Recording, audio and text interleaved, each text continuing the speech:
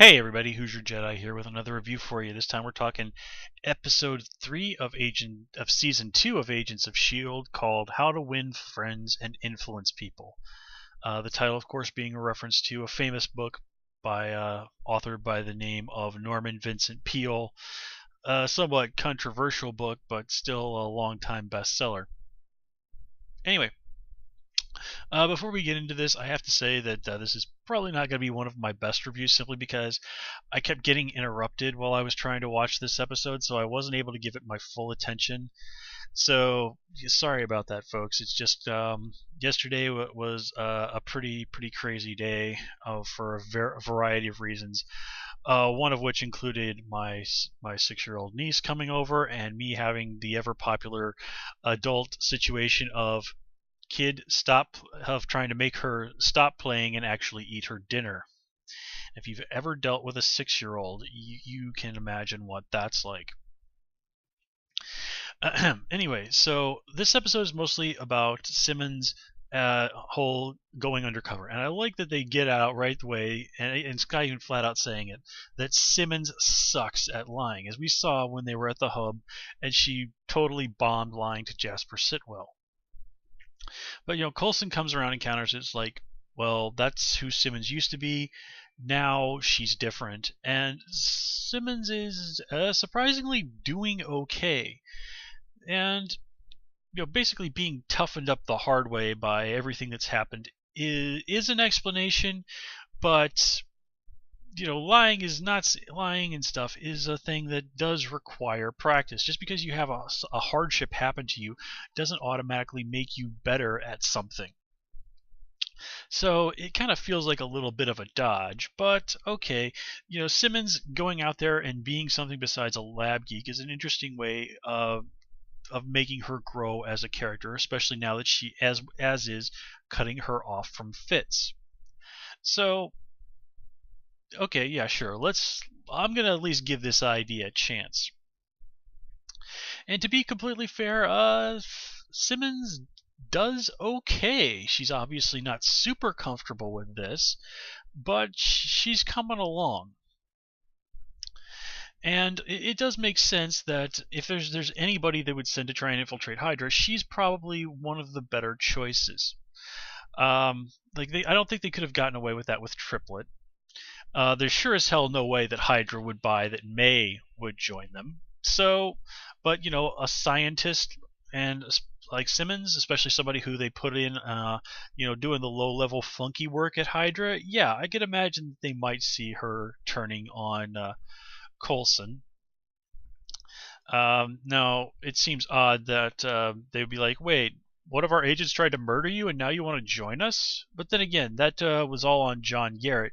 So the big boys at S.H.I.E.L.D., big boys at Hydra might not know about that. And if so, then that makes the idea that Simmons would join them a lot more believable. Now Fitz, moving on to him. I do like that, and Coulson even says to him, you are getting better. Fitz has come back to reality a little bit more. He's more in control of himself. You can kind of imagine that, his brain is finally doing a better job of readjusting to his new situation, compensating as best it can. And of course, now that Fitz realizes that Simmons is not real, he's able to make much more progress. And I absolutely loved his reaction to seeing that Ward was down there. And of course, then it immediately becomes clear to him why they wanted to keep him out of there. And what I really like about that scene is that Ward does seem to be genuine in his apology to Fitz. I mean, even when he was doing that stuff, it was very obvious that he genuinely did not want to kill Simmons and Fitz. And I believe Ward when he says, I was not loyal to Hydra, I was loyal to John Garrett. Because that totally fits with everything that we saw of Ward last season. I mean, he really objected basically when it was Sky accused him of being a Nazi because of his loyalty to Hydra. So that's all well and good, but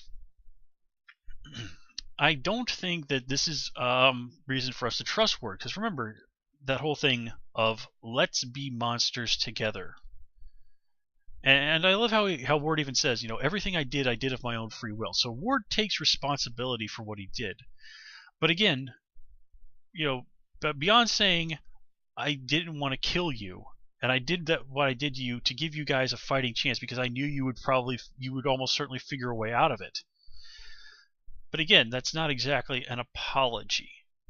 So, and he does this episode. He manages to hit Skye right where emotionally he knows it's going to work, and that whole thing with her pulse rate at the end, that shows it's gonna work. He has found his ticket out of that cell, no question about it. It hasn't happened yet, but it's gonna happen. And then there was also the bit with Fitz. It's like, here, let me show you what it was like for me. And I do think we are going to eventually get to see Fitz back at capacity at some point. Probably via some technology that should probably not be messed with. But I do think that the idea of him, being someone who's willing to be a little bit more cruel, a little bit more hard, is interesting. Simply because Simmons is someone who's kind of become comfortable living a life of deception, but her coming back and seeing Fitz as someone who's willing to hurt people just out of anger, that would be an interesting thing. The same with this episode involves Skye apparently taking a life for the first time. Now they do make it explicit that they don't find Donnie Gill's body, so I'm pretty sure they'll probably bring him back at some point. But yeah. Let's kind of finish talking about the agents and then sort of move on to the other bad guys. Not a huge amount to say about Triplet this episode. Now, Hunter is kind of going through a little bit of combination of I did wrong, so I got to spend some time in the doghouse, and what also seems to be a little bit of a hazing going on. I mean, he is trying to, he loses that bet with Mac, so he has to go and do some of the grunt work, but he does it with minimal complaint. He has repeatedly apologized for night gunning May and Triplet. I love the whole thing where May is just like, nope, no, I'm not accepting your apology. When I get you back for what you did, then we're going to be good. And of course, after she shoots him, he goes like, look, are we good? And she's like, yeah, we're good, but you and he aren't. And he's just like, ah. Yeah, but I give Hunter credit. He is a man who's like, okay, I know I have to put up with this. I brought most of this on myself. I'm just gonna endure it and get it over with, which kind of is also showing that he's as stupid, of course, as hazing is, that he is slowly being accepted as one of the team. And with Hartley and his friend gone, it kind of makes sense that he might want to stay on simply because he wants someone else in his life that he cares about and that he has a bond with and a connection to. Let's see, who else do we need to talk about? Not a huge amount to say about Coulson this episode, but I did like that conversation at the end with Fitz when he says, Fitz asks him, is there anything else you're not telling me? And he goes, yeah, I'm the director. There's a lot I'm not telling you. So, it shows that Coulson understands what Nick Fury had to work under, but that he is probably going to be a little bit more, I don't want to say unreasonable, because it's hard to say that Nick Fury was completely unreasonable in one of those things he did. Nick Fury made the classic mistake of trusting someone he shouldn't and not trusting people he should have. And let's face it, as much as Nick and Fury should trust Captain America, it's the whole thing of like Nick Fury just can't go around telling Captain America everything. But anyway, the whole need to know basis is always a fine line, and and having it blow up in the face of people who are in charge is just one of the great. This is one of the things that just happens in stories like this. Because one of the great things about one of the core ideas about S.H.I.E.L.D. is how much loyalty can you have? The lines of loyalty and trust. How far can you trust people who keep secrets from you?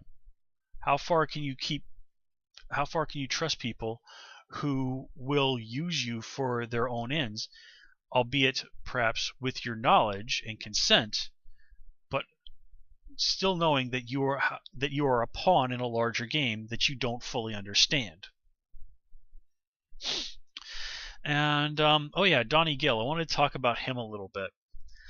First of all, anyone else think it was really nutty that there's this ship frozen in the harbor of a major city, and it's not cordoned off by the cops or anything? There are no onlookers hanging around to gawk at this because, gee, a big ass hunk of ice in the middle of Morocco? Yeah, I can't imagine why that might catch the attention of the locals.